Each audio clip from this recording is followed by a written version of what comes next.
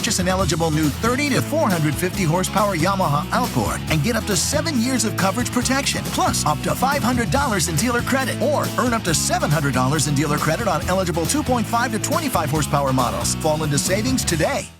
Hey, tune into this week's weekly video fishing forecast. We have a nice little feature for you on spot lock, all about using your spot lock motor from Minn Kota to get on those good pieces for tog, so on and so forth. We also have another Captain Al story for you. He's given us some great ones recently, so tune in for another one of those. We have some togging with Okuma gear, the Tesoro and an Okuma spinning rod, some great stuff with that. We also have reports and events from around the island, and a little bit of boater safety we touch on too.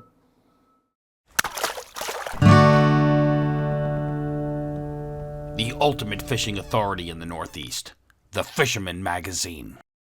So today is November 13th, 2025, and as you can see, the gales of November have come early this year. It's been very windy out. That's why we're inside. We're at Combs Bait and Tackle here in Amityville. Got a chance to talk with Billy Combs. He told us about all the hot bites going on in the local area. The whole south shore of the island is lit up right now in the ocean. Striped bass, he said that right now in his area, the hot things that are working really good. We got flutter spoons for you. These things have been phenomenal according to Billy. They've been working really good on the striped bass. Fish up to 51 inches. He was showing me pictures of them before. Guys, I got your flutter spoons down here. Also, he said if you don't want to be working a flutter spoon all day, you can always troll your mojos. You got your mojos as well. You got your white, you got your chartreuse. Said the color doesn't matter. The fish are not picky right now. It's all working. Come give Billy a visit down here at Combs. So the bass have been here in a lot of numbers, but they've been very hard to reach recently with all the wind we've been having. We had a tragedy last weekend at Fire Island Inlet when there was an angler's boat that capsized while heading out of the inlet. Both men were pulled from the water, but only one did survive. Please, please, everybody out there, remember, no fish is worth risking your life.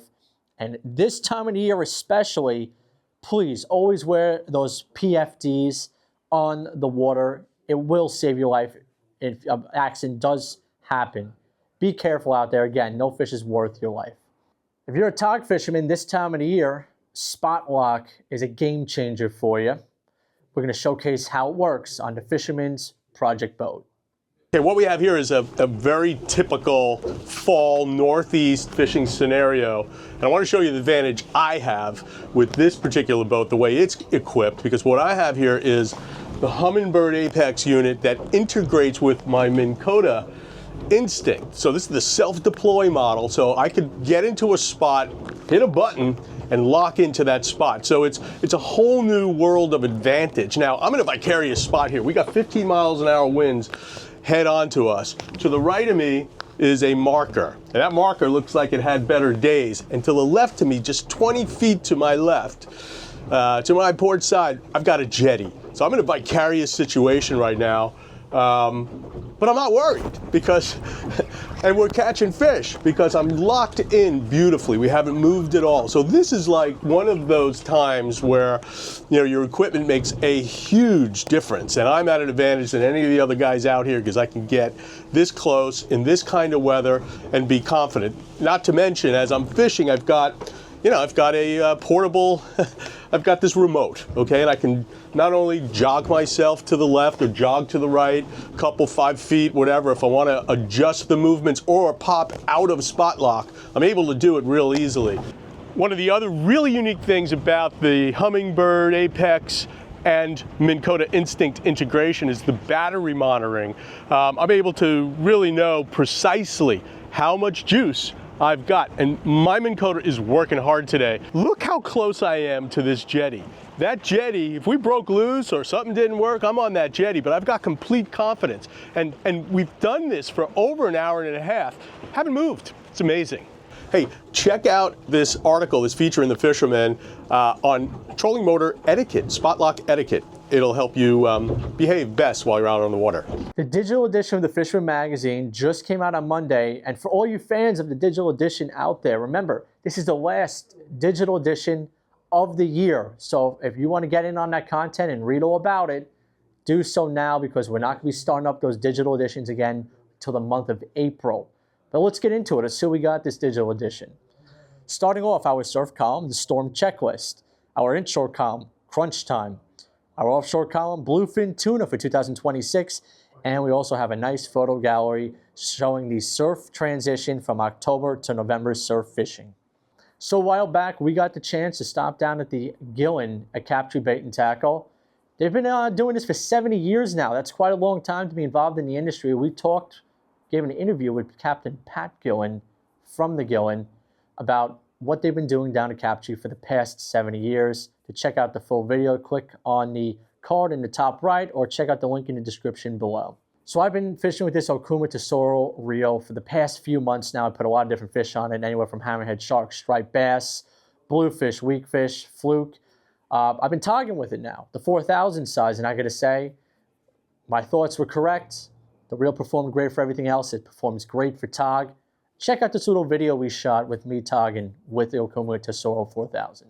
This is the Okuma Tesoro, extremely versatile setup. I've caught albies, striped bass, tog, even hammerhead sharks on this reel.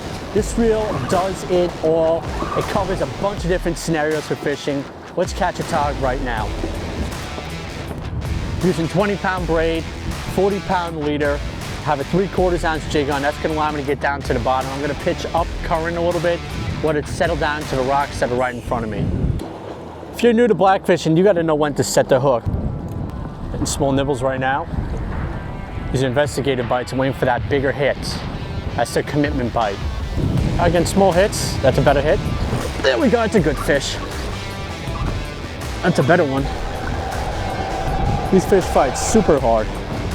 You need a good drag to lock them down sometimes. Pull them away from the structure like this. That's a nice tog. The Tesoro spinning reels feature the best technology, components, and materials in the industry and are IPX7 fully waterproof. Built for battle, designed for precision from inshore to offshore applications.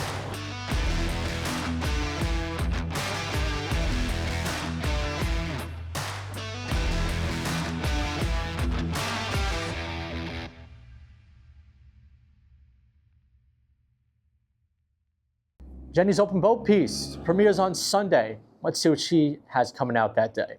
Hey guys, welcome to this week's Open Boat. We are on the beach, ready to catch some fish, and I have a very special guest with me today, guys. Jesse, who makes the stride baits right there, and he's gonna be showcasing why they just are ultimate fish catchers. He's gonna give us a little tutorial on how to work them in the surf, and hopefully we'll get on some fish. Let's see how it goes, right? That's the plan. We're heading into event time for the Fisherman magazine this year. Got a whole bunch coming up. Let's go into them. Starting off, we have the Steiger Craft Boats Open House event. That's on November 22nd.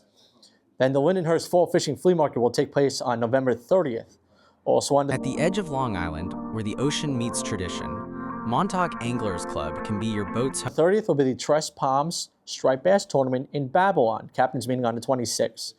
For all the details, visit thefisherman.com/events. Now let's get into another story from Captain Al, and this week it's on seamanship, which is perfect for this time of year on how to run your boat properly. All right, so Captain Al's stories. Today, I'm going to talk about something a little bit different. I'm going to talk about using your brain when you're fishing and you get a slug of bad weather come at you. Happened to me 3 times. Fishing south, you know, in the deep water, triple wreck area 2 of those times. And during the day, then a front comes up and the front comes through. So you got to get back to Fire Island. You got to go through that front and deal with it. So the 2 most recent times, I was fishing with Captain Dave Zarello on his 25 contender. And we were coming back, I'm looking at the radar, 20 miles out, and there it is, a big red line right across. It's like, Dave, we're going to get our butt kicked. And so what we did, we went as far as we could until it really got bad. And the wind, instead of going northwest, went due north. So we're trying to go to Fire Island, and if you got to due north, you're catching it right on the quarter, the worst you could have. And it went to 3 to 4s, 2 seconds apart. It was horrible. So I said, Davey, just take a due north very slow. We'll work our way through it. The front will pass us, even though it's not where we want to go. I said, but we'll go in Jones Inlet instead of Fire Island. And once we got in the lee, we were good. We ran in. It took us a little longer. But the guys, a friend of mine who ran right into it with a 32 regulator, broke everything on the boat. All right, the welds on the T-top, destroyed the boat. So you can't, you got to go with the weather and be smart, even though it takes a little bit longer, and not the direct route. It's going to be the one that's going to get you home safe and keep you and your boat from getting beat up. That's it this week. Talk to you next week. In the famed waters of Panama awaits a fishing experience like no other. Tropic Star Lodge welcomes anglers to get in on world-famous fishing action. Plan your perfect trip today. Tropic Star Lodge, the ultimate in fishing adventures for more than 60 years. We're getting down to the wire in our contest here at the Fisherman magazine. That includes the Dreamboat and the Coastal Kayak Clash. Let's see if there's any updates. The winds of November have struck again. There are no new entries in the Dreamboat. So the rankings look like this. First place is Rashawn Williams with 27 points. Second place is Thomas Luciano with 20 points. Third place is Ahmed Solomon with 19 points. The same holds true for the Coastal Kayak Clash. Rofanong is in first place with 6 points. Dustin Stevens is in second place with 6 points. And Bob Wagner has 5 points. Let's hope for less wind. And if you are participating in the Dreamboat or the Coastal Kayak Clash, please be sure to fill out those forms completely, read all those rules carefully, and that includes filling in the length and the girth measurements on all the fish that you submit. With that being said, let's get into our Around the Map segment. Starting off around the map, we have a slim amount of reports this week due to all this wind that we have been having. But let's get into what I've been receiving. Starting off on the South Shore, we have Freddie Scholl caught this beautiful striper. He said the ocean was definitely sloppy out there. Like we mentioned before, it's been really windy, 3 to 4s all morning, tough conditions. Fishing southeast of the Fire Island Inlet in about 60 feet of water. Said it saw a ton of birds up top. When they played catch and release all morning with slots and oversized fish. The fish are still on sand eels where he was fishing. Say bass assassins and slender diamond jigs were doing the trick. Then Layla from Atlanta fished with Captain Al Lorenzetti. Captain Al's out there again fishing. They got this nice slot-sized fish. Nice job, Layla. Good job, Captain Al, getting her on the fish. Matthew Agulis was on a Proline 251 with his dad, Paul. They had 15-plus fish fishing in the ocean out of Fire Island, all on diamond jigs in about 2 hours. The bass were blitzing all over the surface on sand eels. All fish were between 28 and 38 inches. Then Jeffrey Nahowick of West Sayville caught his first striped bass ever on Sunday fishing outside of Fire Island Inlet. There is bunker pods around as well. Remember I said those flutter spoons and those mojos are working. They've been catching them on live bunker. They caught theirs on a live bunker on a circle hook. So if you can snag one and transfer to a circle hook, that will catch fish also. Moving on, we have Kevin Grady. Shows off a slot-sized striper in Mauritius. They caught a bunch of others as well that were released. Nice job, Kevin, on that. Moving on to the North Shore, Anthony DeSena shows off a beautiful 13-pound tog caught on the Moontide last week. That was actually caught on the Moontide on the Nancy, and it was his personal best fish. Nice job, Anthony, on that catch. And if you do have a late-season notable catch, email me at mbroderick@thefisherman.com. I will try and get that photo into the weekly video fishing forecast or a future issue of the magazine.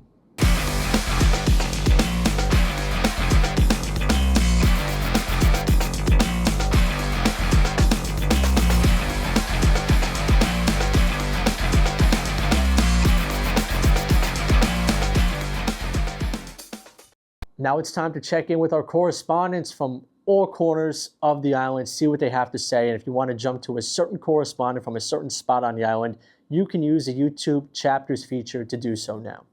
Thanks, Matt. Hey, everyone. Striped fishing a little tough this past week. This wind has been brutal. But when it has been fishable, you know, dealing with some seaweed, stuff like that, there have been a couple of fish. There's no like real pattern. There's no like one spot that's, you know, kind of like the money spot. Most people are kind of sticking around the inlets and the beaches to the east and west of those.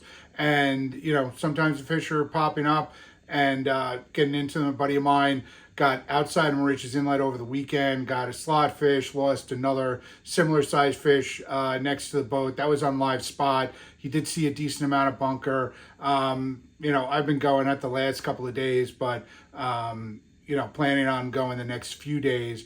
But, you know, earlier in the week I tried and just really didn't have any luck. Over the weekend, didn't really have much luck either.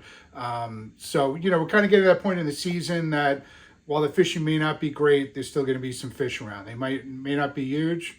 You never know. There's always some story of one of those late season cows that show up out of nowhere. So be the one to have that story. I know there was some fish in Montauk last weekend. So, you know, we might have those guys coming through. You know, now it was hard to tell yesterday with the wind because nobody's really fishing. But, you know, definitely worth a shot. I don't think I've caught the last fish of the season. I don't think most of us have caught our last fish of the season. Really only other thing going on, some people have gotten out or plan on getting out for some ghost hunting for bluefin. I know to the west there's some good striper fishing, and there's also been some giant bluefin pretty close. It is catch and release, but catching something that size on a big spinning rod setup, pretty cool. So you have that going on, and the blackfish bite as well. Once the boats are able to get out, those togs should be chewing. There's also a number of, you know, spots just from the rocks in the inlet to some back bay spots. If you see some structures, fairly good chance there'll be some tog on them. So fishing is not over. So get out there, let us know how you do. Back to you, Matt. Well, here we go. Look at this. First snow of the season. It's unbelievable. This is not normal, guys. We did have a big cold front coming through. This doesn't mean the end. This does not mean the end. There's still plenty of fishing to be going. I actually been doing a lot of surf fishing. I'm still learning it. The last time I went, I had 5 or 6 nice big shad, no stripers, even though I did say a few of them come up on the beach. Most of the action seems to be offshore. And I was lucky enough to go out with Captain Frank from Firefly Charters, which marvelous time. But here's the thing. I went with my friend Kenny, and Kenny was afraid of getting seasick. So he said, take something for it, right? Guess who got seasick? Me. I was green. I didn't throw up, but I was green. Frank was understanding, and he let me drive the boat, and that calmed me down, and that was a lot of fun. There was a lot of rollers out there, slow rollers. But it was interesting. We went all the way to the tankers, and we saw fish, but it wasn't the blitzes that we were hoping for. We did have a couple of hits. The guys that were jigging, I did see a few of them out there. It's amazing. You could drive up on these tankers. You would think we were pirates. We got so close. But it was actually a lot of fun. Thanks, Frank, for a great day. He showed me a lot of things. He also showed me a lot of places in the back bays, which might be there next spring, Frank. It was great. As far as the freshwater scene goes, well, the guys were up on there again. They just got back from the fishing the Lake Erie trips. They said it was one of the best trips they had, and they were lucky because it was bone dry the week before. It got a lot of rain the night before they went. Those rivers, that big slug of water brought in a lot of fish, and they dropped fast. And they said they had some of the best fishing they have had in years. Salmon River also, I'm hearing, they did get a bump of water. It still is, it's still a little on the lower side, but not bad. Mostly, though, it's a lot of egg patterns. So it's been really good on that. The Connecticut still got a lot of fish. The high schools, the high school fishing clubs have been going out there with the help of Art Flick and Lorna TU and Lorna Fly Rodders. They're all helping out with these kids, and they had a ball. It was great. I'm going to fish right through the season. And if you'd like to come on, learn how to fish, reach out to me at 516-415-7748. I guide all winter long. Also, if you like a great trip, check out Frank from Firefly Charters. And I'll put in his phone number in the bottom because I don't have it on top of me. But anyway, it's a great time. You're going to have a terrific trip. Tie lines until next week, guys. Introducing the Yak Attack Sandrig Surf Cart, the ultimate beach hauler for serious anglers. Glide effortlessly over soft sand with wide balloon wheels and lightweight, corrosion-resistant construction that's completely customizable with options. Whether it's rods, coolers, or tackle, haul it all with ease. Built by surf fishermen and engineered by Yak Attack. Fire Island report. Plenty of striped bass around. They're jigging them on the outside of the inlet if you can get there. And I'll tell you what, you heard the tragedy. A boat went down in the inlet last Saturday. The inlet was nasty. I was fishing myself. I didn't want to go out. That was it. So you got to be wary of, you know, conditions like that. It was wind against tide, and he took one in the back of the boat, and it went under, and one of the fellows passed away. But it's a shame. So you got to be careful. I always talk about that navigation, you know, using your head and all of that. Anyway, so plenty of striped bass. Blackfish, you know, there's a few fish being caught. Like I said, it's a tough area. You got to be a Sharpie and really get on the spot to catch a couple of keepers. I heard of up on the North Shore, actually, I think Connecticut, 24 pounds blackfish caught. I mean, that up there, all those rocks and everything, that's where those fish thrive. So anyway, congratulations to that angler. So that's it, pretty much striped bass, blackfish, and in the ocean, tuna fish running along the beach. So if you're out there striped bass fishing, you better have a good popping outfit set up in case some tuna fish pop up as well. So that's about it for this week. We'll talk to you next week. Have a good one. Hey guys, thanks for having us. Nuno here from Tyalure. A little different video this week as we're away on a little trip. But the fishing, as far as the local Western Sound fishing, the inshore fishing for striped bass remains hot still. Soft plastics, lots of schoolies around with some slots. If you want to push into the East River like Bluefin Sound Charters on the live eels, he's doing really well on some bigger fish. That being said, a lot of wind to contend with. Gosh, man, this weather has been brutal for October and November. A lot of windy days, a lot of small pockets in betweens. Talk fishing is still also hot. We still have the green crabs in stock, guys. So current hours remain 7 to 7 every day. We have the live eels, we have green crabs, we have the worms. We'll carry the bait until they cut us off, guys. Still 7 to 7 every day. And anyone wanting offshore fishing, the bluefin are there if you want to play catch and release, guys. Tight lines, happy holiday season coming up.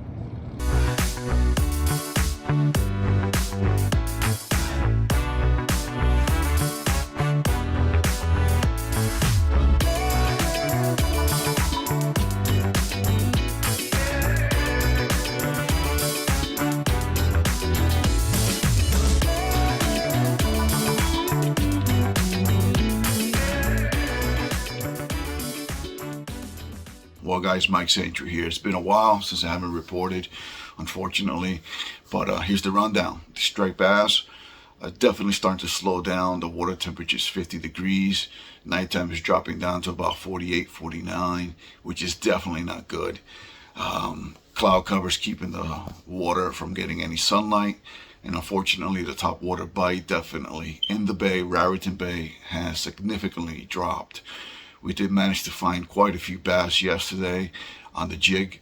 We're using about 5 to 6 inch chartreuse jig head from Shad Life, soft rubber, and we went on the troll, which I rarely do anymore, but we went on the troll and we managed to get about 10 or 11 there. The bass size were not really huge either. That's another denominator letting us know that the season's starting to wind down drastically. Now, typically the season lasts to about end of November, but we've been getting some weird weather lately, so that has a big part to do with it.